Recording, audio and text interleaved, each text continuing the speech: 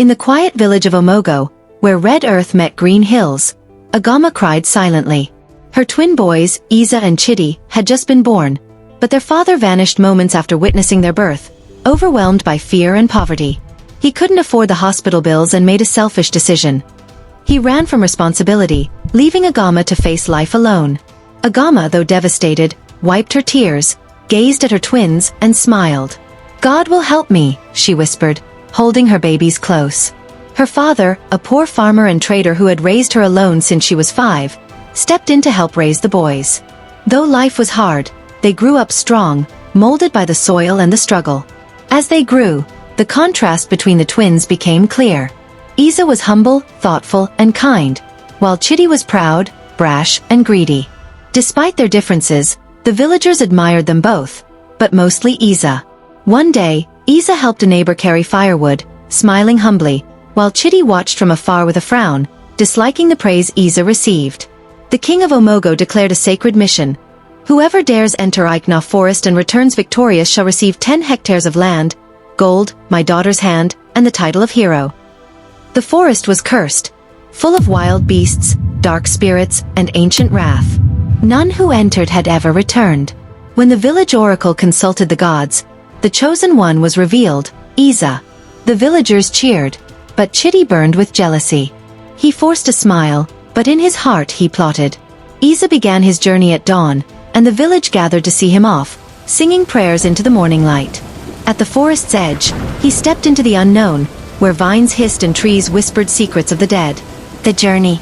Chidi, determined to claim the glory for himself, gathered 2 rogue men and followed his twin brother secretly. Their mother, Agama, had a strange feeling, sensing something was amiss, but she couldn't resist the bad feelings. Ezeh walked carefully past giant trees, his footsteps stirring dry leaves and distant animal sounds. He met strange spirits, guardians of the land, who gave him a glowing staff and tested his heart. He passed each trial not with violence but humility. Meanwhile, Chidi and his allies stumbled into danger. Ambushed by beasts, they screamed, scratched, and crawled for safety. One by one, his men were lost. Fear replaced ambition. Ezeh reached the heart of the forest, where Ikenga, a fanged, massive, terrifying beast, stood guard over the stolen treasures. Ezeh approached slowly, unarmed, and bowed. He spoke not with pride but with honor. The beast, moved by Ezeh's courage, stepped aside. Redemption. Finally, Ezeh fulfilled his mission, and news spread in the village that Ezeh had survived and was returning with the treasures. Everyone was chanting, happy and jubilating. Ezeh entered the village gate with the community treasures on his back, children running toward him. The village erupted in joy. Drums beat. Mothers wept. The king welcomed him, placed a staff of honor in his hand, and called him the true son of Omaugo. But Chidi returned broken, bloodied, ashamed, and alone. Their father, now aged and guilt-ridden, watched from afar. News of his son stirred old wounds. He remembered fleeing the hospital, remembered Agama's strength, remembered the family he abandoned. He returned, trembling, weeping. He knelt before Agama and Chidi, crying, "I failed you."